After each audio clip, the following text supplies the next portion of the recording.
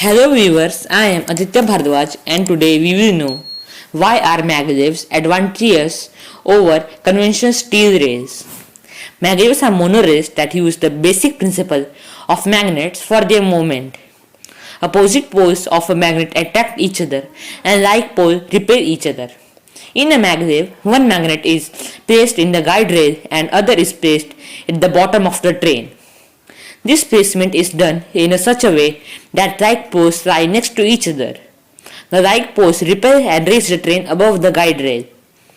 These trains can attain very high speeds of approximately 603 km an hour. The advantage of using these trains is that here is practically no maintenance required. As the train floats over the guide rail, there is no friction coming into play. Thus, there is very less wear and tear of components and a very little noise.